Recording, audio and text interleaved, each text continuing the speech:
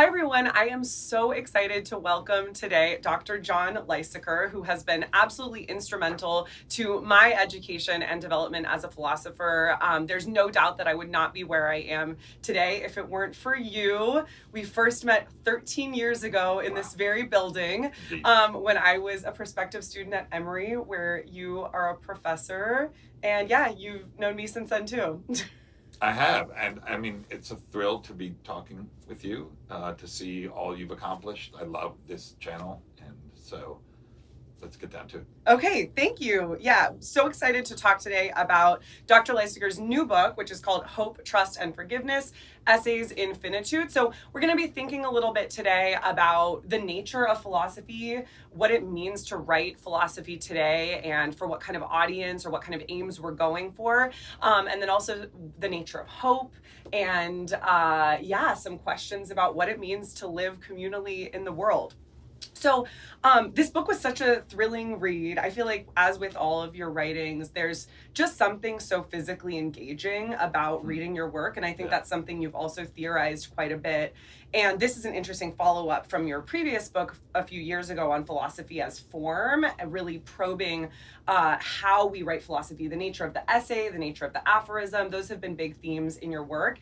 And you're sort of walking the walk in this book, even more than I think in some previous works. So can you tell us a little bit about what your approach is to writing philosophy? And just to get us started, I want to offer a quote to orient those who haven't encountered the book yet, that I think gets at this pretty interestingly, but then I'm sure you'll take us in different directions. So you write on page 56 that philosophy trades in insights rather than facts. It generalizes, but not by way of induction. It offers addressees a way of navigating the heteroglossia of social life. But on what authority, or rather what success criteria govern its offers? A grip on the significance of something true. Now for the hard part. I feel like those last two sentences are so indicative of your approach to philosophy, as well as just really meaningful in their own right. Philosophy offering us a grip, but not solving the question. So yeah, tell us about this approach. Yeah, so I struggle to think at times about what I'm doing when I make sentences and I present them. Not if I'm explaining what a hard book is. That's just interpreting what might so-and-so mean. But if you wanted to say something about the nature of the self, or the nature of time, or what a good life looks like, or what precisely is wrong about vanity, right? What do we rely on? Partially personal experience, the books we've read, but we kind of make our bread in the sentences we utter. They either move the addressee, they fall flat, we give reasons and the like, but I don't think a philosopher's ever fully resolved any of those type of questions I've just said. And so some people think it's just trading an opinion, and I don't think that's right. I think it's easy to show which views fail. So what does it mean if someone is philosophically insightful, given that we don't have like a lab where we go? And I don't say, well, I looked at 450 cases of vanity, and here's what I found. That's the inductive generalization. Tell that to the UNC Chapel Hill experimental philosophy people. Well, I don't. And so part of the issue is I want to address people where they live, at the level of their conscience, their intellectual wonder, and provoke them, but also give them something more to think about, and something to either agree with, resist, modify. So it's not just a provocation, hey, think for yourself, let me write elusively, start you down a path. It's part of that, but it's to give you company along the way that you could accept or resist. But I still think the things I'm saying are true. And so I think what you read is from the beginning of the first interlude, where I claim that when you do philosophy, particularly ethics, and you think you're doing something insightful, you need some validity term. What is it you're aiming at? Why do you move from one view to another? Why do you favor one view over another? Why do you change your mind along the way, but you think that's a learning process? rather than I woke up one day and I just had a different belief. Mm-hmm. So if that kind of practice of philosophy and inquiry and conversation is a learning process, there's a learning curve there. What are we aiming for? What are our criteria? And I wanted to defend in that interlude the sense that I kind of think we're going for something that's true. Yeah. And we say this in everyday life, like that's so true. Yeah. You know? And so that's partly the truth bit. The other side is, how do you reach someone who's, I'm moved and cheered beyond the words that you said that the book kind of engaged you physically. Because I want to write to people from the position of learning, but not just to advance academic conversations. Yeah. Like the terminus shouldn't be, I won a battle in a conference and people are now citing me more, 10%. And then I know if I don't write a new paper, that will fall. Yeah. Right? I'm not trying to command market shares in academic conferences. But I'm not cynical about academic reflection and high-level philosophical work. We just need to bring it to bear on genuine situations. And we also need to write to each other about where we live. I think part of the problem is there's this tacit agreement that when we write professional philosophy, we're talking to each other as professionals and not as persons. Yeah. And I kind of just refuse that.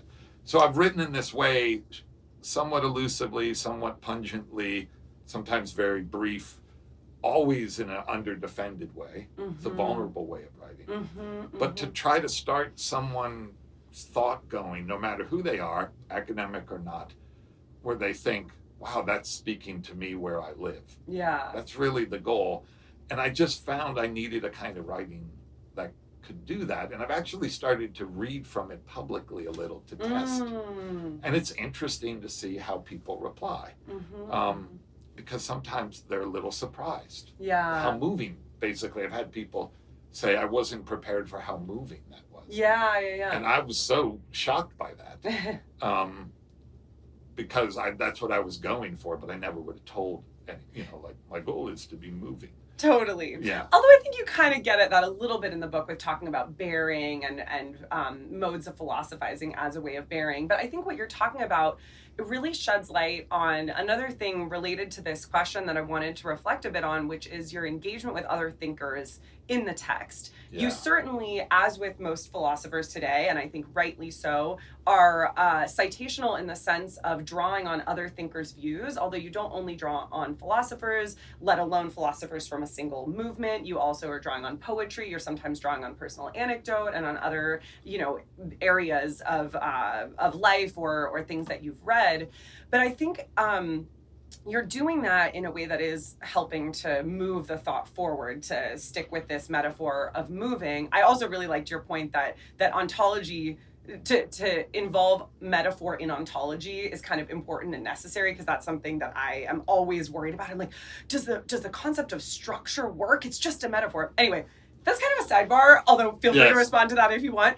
But the with respect to the criticisms of other thinkers that you have in this text, I think that you have a really, really different approach from what we see in a lot of philosophy. A lot of philosophers have a more, I would say, combative style of saying, here's this argument, I have A, B, C objections to this argument, here's why it doesn't work, here's why my view is better. And your approach instead, I was trying to find some examples of this and I'm struggling at the moment, but I'm thinking, for instance, with some of the critiques that you have of Adrienne Martin, who's a colleague of mine actually, on hope, and other people on hope. Yeah, you're recognizing the influence of, or not so much the influence, but you're recognizing the shared ideas that you have with other people, and you're building on them. Real insights in that book. Yeah. And I don't want to set it up that I have to win at the expense of the people I engage. In fact, most of my engagements are extremely collaborative. This is good, it gets me this far, but then I want to go here and it doesn't help me. Yeah. So here I'm going to part company. Yeah. And so rather than just sort of say, I'm right, someone else is wrong, I want to say, here's where we part company for this reason. Yes. And that's an invitation for things to circle back. Now, I give reasons and I argue. Yeah. There's things like, I don't, Locke is fascinating on trust. Mm-hmm. And it turns out trust is really the key term to the second treatise, not the contract. Mm. So I actually think Locke is not the founder of the contract tradition, because the social compact is not contractual. Yeah. It's fiduciary between the leader and the governed. Okay. All that said, I don't think Locke is the way to ultimately think trust, because of how he secures trust in that political arena. But you got to acknowledge, like, someone gets you here, and then I'm going to be a variation on that. Mm-hmm, So mm-hmm. this goes back to a lot of my work on Emerson, Mm-hmm. that when we're thinking, we're always relying on and quoting others.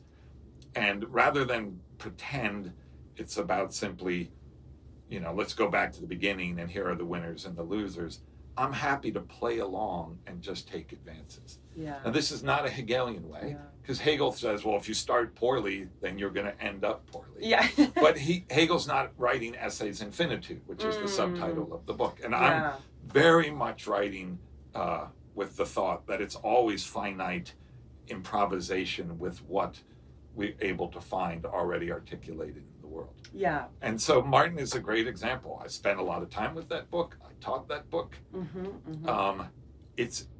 It's insanely inventive at points, in ways like you read it and you think, you could have given me 100 years, I never would have come up with those neat ideas.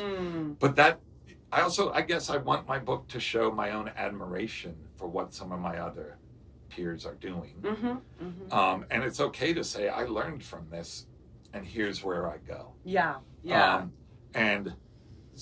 But again, here's where I go with the following reasons, but I'm not going to elaborate the reasons, ad infinitum. Yeah. I'm just giving enough to explain, these are the reasons which made me change my mind in favor of this other view. Mm-hmm. Here it is. Mm-hmm. There are some, I have a more contesting relation with Kant through the book. Yeah. But my joke now is Kant is, because Kant's the best or the greatest philosopher, he's the worst, because he's done the most harm. Yeah. If he were like half as smart, we wouldn't be so trapped in the dead ends that he's led us into. Yeah. He's amazed without cheese. That's kind of how I feel sometimes. Totally. And I think that, both. Did that count as a reply? Yes, no, Okay. for sure. Because I think both your account of Kant and Adrian Martin's book on hope and other thinkers, whether you're more in agreement with them, in the case of Martin, or less in agreement with them in the case of Kant, there's often a move that you make where there is, like you said, there are reasons given, but those reasons are often, here's a different way to think about it, or this distinction is too neat, I found to be a common theme of the book. And so to complicate things, to proliferate them, and I think that speaks to what you just said about finitude as well. You have this really beautiful line in the very beginning of the book, in the preface, where you say, what is an essay in finitude? A refusal to dilate thought to the point where it tries to catch itself, its allies, and its rivals in figures of necessity or law, even of the historical sort. And so it sounds to me like you're trying to resist what we otherwise might call universals, in the sense that they're figures of necessity or law, even if those are historically contingent. And I felt a bit convicted by this myself, because I do think sometimes I am trying to come up with a figure of necessity or law, and then cover my bases by saying, well, maybe this is just the formation of this thing in this particular historical moment. And it sounds like that's not even enough for you. Yeah, it's there are very strong determining forces that we inherit. The question is, how does that force impact some phenomena, like a population or a person? Mm-hmm. And I think this is kind of like, what is cultural causality? So one thing maybe that I'm worried about there is the way the historical a priori language functions in contemporary philosophy. Okay. And when I'm snarky, I sometimes say, when I hear the phrase historical a priori, I know it's only the second word that counts.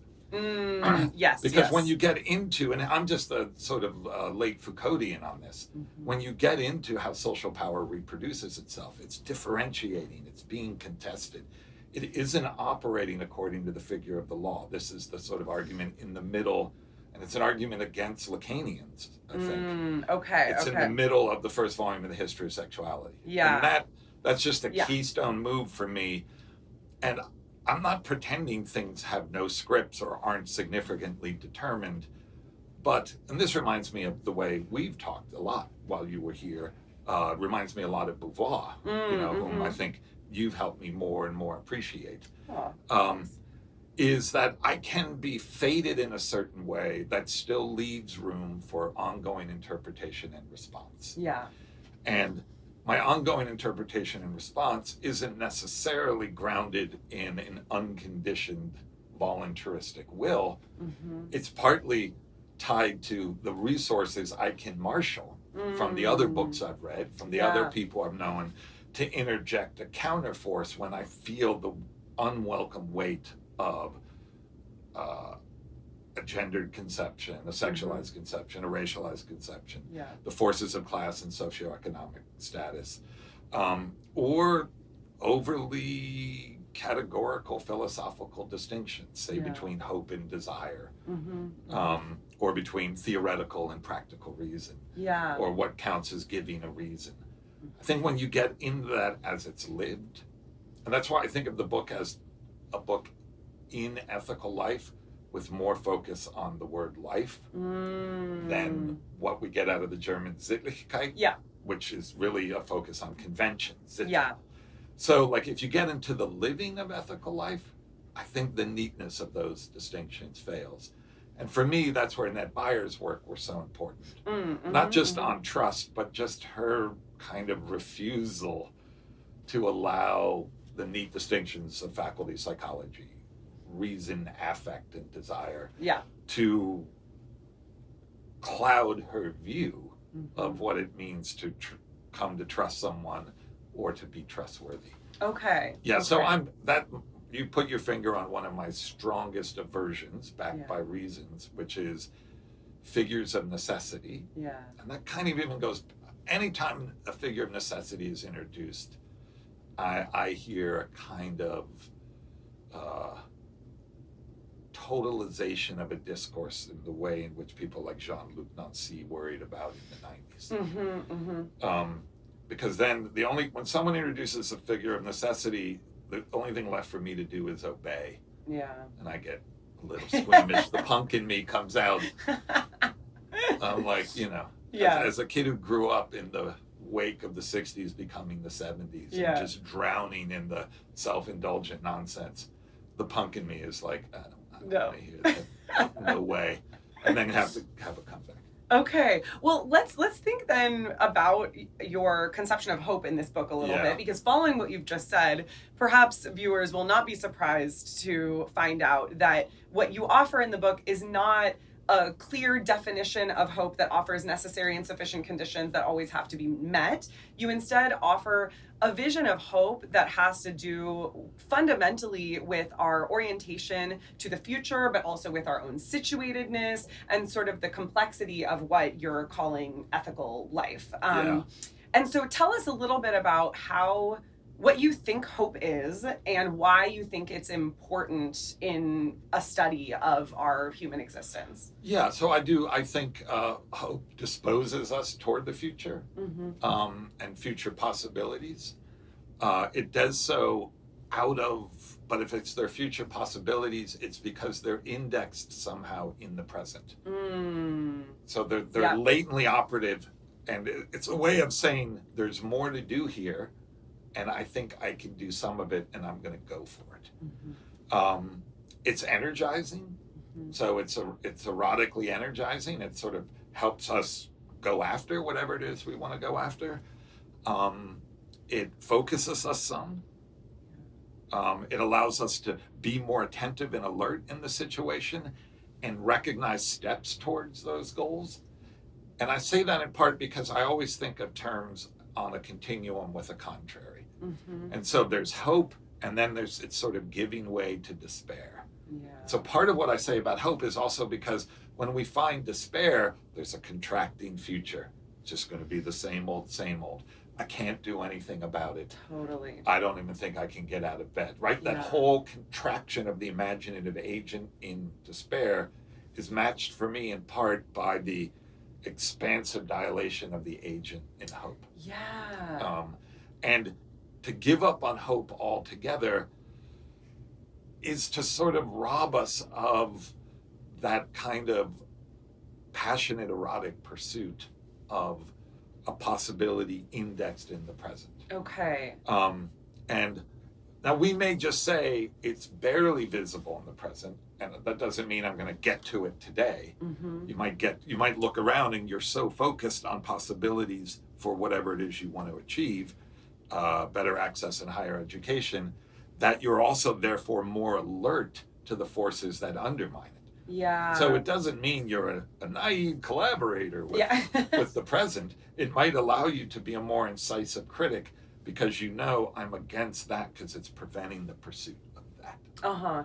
Which I think is a really interesting way of thinking about hope, because sometimes, as you mentioned here, there's a narrative within philosophy that hope doesn't have any efficacy, that hope resigns us to just kind of passively wishing for something to change. And really one of your contentions is that that's not the nature of hope, that hope, as you said, sort of marshals our forces sometimes. Yeah. And I think it's really convincing to show that the opposite of hope, hopelessness, is often figured as this passive condition of not getting out of bed. And so if that's the case, it seems sort of weird to think that hope is also a passive, type of phenomenon. Yeah. It's not really aligned with wishing. It might wish for something that is not conceivable in the present, but you have a moment where you talk about how if there are ways to realize the hope that you have that present themselves in your immediate surroundings, it would seem like you don't really genuinely hope if you're not actually working to change, working to bring those things into existence, working to change the world in a way that is going to actualize your hopes. Yeah, this is one of the recurring arguments in the philosophy of hope is if you hope for something, do you have to pursue it? Yeah.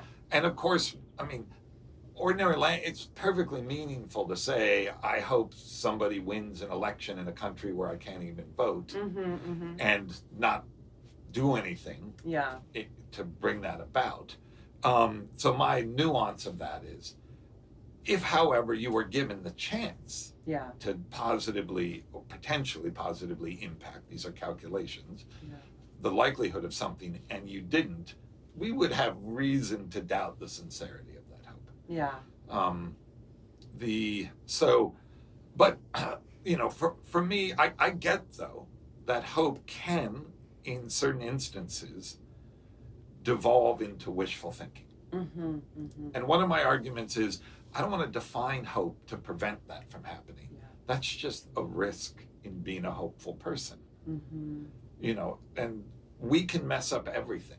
That's what it means to be finite. Yeah. We're not going to give people philosophical concepts, rules to apply them, and then think, if you did what I told you, it all would have worked out. Mm-hmm, mm-hmm. Hope animates us, empowers us, and anytime we're empowered, though, we can go wrong. Yeah. That's just the nature of finite agency. So we should be on our guard against empty wishful thinking. Mm-hmm. That is a possibility for being a person who hopes in a particular case or being hopeful. Mm-hmm. The last thing, I also think people think hopeful people are naive. I feel like that's an academic cool thing to say. And it's also a cool thing on Twitter. Yeah, like, yeah. Oh, how could you be hopeful in this world? I'm gonna look right in the camera. I don't believe you. And that's why I kind of say hope can be pugnacious. You can go to bed and you're like, I don't even know. And then you wake up in the morning and you're fighting. Hope can be a fighting creed. Mm-hmm. It isn't just sort of, let's wait for something to save me. It can also bring you into the brawl because you think you can win it. Yeah. So yeah.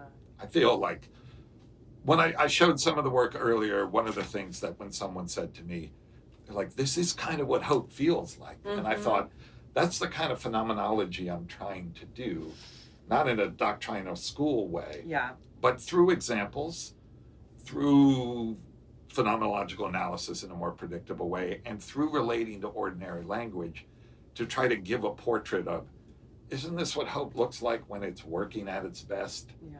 And here are times when it's not working at its best. I'm not telling you that's not hope. Be alert. Yeah. Because no one wakes up in the morning and says, today I'm going to be a loser. You find yourself, you're like, oh, I've become that person. Yeah. How did I get here? Yeah. So yeah, I think the idea of categorically separating the risks away from the genuine article ethically is not helpful, because it makes people weaker with regard to falling into what we want to avoid. And I think that's such a powerful intervention in today's world too, when so much, I think, yes, sort of seems hopeless, but like you said, people aren't actually acting as though things are hopeless, which should be a enlivening a realization rather than a stymieing one. I want to talk a little bit about your conception of the world that we live in and our obligations and community relations to other people. One of the most affecting anecdotes that you share in the book is the story of some guy. Oh, I thought I was. You've got a couple of airport examples. I'm on the wrong airport example page, but I can remember the example. So you're at the airport, and there was this young man at the airport in Seattle, which is a pretty left-wing city during the Obama administration, who's loudly yelling about how much he hates the government and hates Obama and stuff like that. And it was clear that he wasn't just voicing his opinions in a way that other people could overhear. He actually was inviting people to engage with him. And so you go over to him, say, enough is enough. And he says, well, what about free speech? And you say, that's between you and the government. This is between you and me. And I just found that such an interesting moment, in part because it reveals that the obligations and that we bear to others and the community engagements that we have with others can be as temporary as sitting in an airport gate waiting for our flight.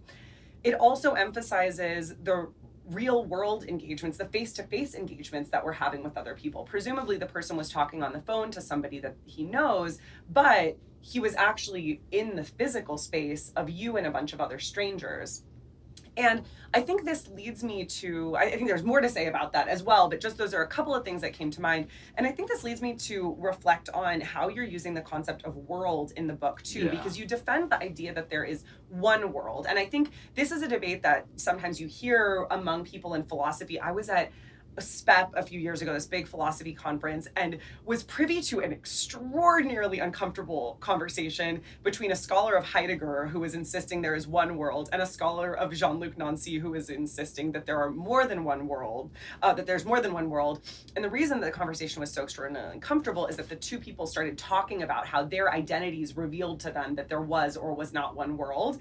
And it was just like this whole mess, and somebody ended up having to leave. And so I'm curious, why is it important to you to hold on to this idea, which, by the way, totally agree with you on, that there is one world rather than just a proliferation of individual worlds? And do you have any thoughts on how that might have been appearing in this airport example? Because I was maybe seeing them as connected. Yeah, no, that's a great connection. I never thought about those things, because when I finished the airport anecdote, which is almost literal truth.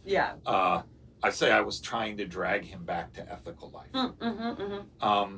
And he was trying to avoid ethical life with an appeal to a law. And I don't think ethical life operates within the grammar of the law. There's your ethical life intervening, or this is ethical life. That is. Okay. That's so great. I love the reason I put crickets is so whenever it interrupts me, it's like the audience is always like, that's enough. Oh my gosh, that means we've been going for a half hour. Okay, which we said we were only going to go up to a half hour, but I want to hear the answer to this question. So okay, so to be quick about it. But you also don't have to be quick, because I realize that our timer was based on me starting and then like doing a couple of takes. So I think we got a couple minutes, so go for it. All right. So, a lot of my thinking here comes from reading Walden. And I think one of the arguments in Walden is that you have all these interactions which you think are occurring within a set of conceptual frames that you bring around, but they aren't. And he has one particularly about the state. He says, he comes upon these ants fighting, and he says, these ants were fighting in the presidency of James Knox Polk. And of course he's being ironic. Yeah. But that's to allow us to think, wait a minute, the ground I'm walking on has all of these interactions that are not occurring under the rule of law in any meaningful way. And that's where my feet are. Yeah. So there's a kind of anarchy in Thoreau that I'm attracted to there, at least conceptually. So where are we, though, when we meet beyond these scripts, including our philosophical concepts of the world? Yeah. There's a zone of interactions. Now, someone might want to stipulate by world, I mean just this. But if I can recognize a plurality of worlds, there's the whatever the container is concept for the plurality of worlds. Yeah. And this is an old argument from Davidson. Like, if you can recognize a difference in disagreement, yes, we share a space of interaction. Totally. And I don't think there's any way out of that. Yeah. Now, and so I want to keep bringing us to, rhetorically in that part of it, to us realizing that we're always involved in interactions that impact one another. Yeah. And conscience should be responsive to that. And that may include cases where we ask someone, what world are you from?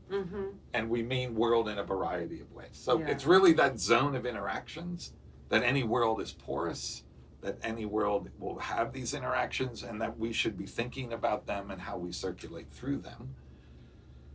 I get, though, to go back to the story you told, it sounds like people, they wanted, in their argumentative strategy, for the concept of world to be a function of a prior concept of identity. Yeah. And I get that they're different identities and that they're bounded. Yeah. And they're different interpretations. I just want to replace the word world to capture those differences with other things that refer us back to activities, not just to ontological states. Yes. So, and this to me is like, this is me with the weird marriage of Beauvoir and Thoreau on this point. That there's always a kind of activity that I'm answerable for, right, in those exchanges. And if we're really not in the same world, we can't even talk about there being an interaction. Yeah. And then people aren't as responsive. Yeah. I mean, if I keep failing to interpret someone well, I don't want to just say, well, we're just from two worlds. That's on me. I got to figure out, why am I making a mess of this conversation? You know, now someone said, well, they're different historical experiences, or you're hermeneutically deficient in this regard. Those are all charges about conduct, or what I'm calling bearing, that I can redress and keep working on, and which I'm answerable for. Yeah. And so partly, I just don't find theoretically plausible the idea of a plurality of worlds, given the most basic paradigmatic sense of the use of world. Yeah. We could call it universe. I don't, but whatever the term is for that field of interaction to which we all belong. Yeah. Yeah. And then on the other side, if we're worried about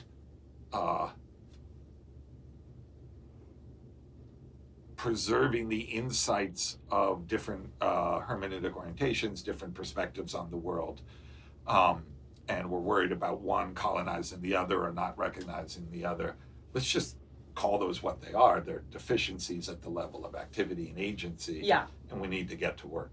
Yeah. No, I think that's right. And one of the things that that response made me think about with respect to the anecdote that I shared is how obvious it was that we are ultimately in one world. Because what was happening, we were in the same banquet room at a conference. One person left the conversation. There was an environment of awkwardness.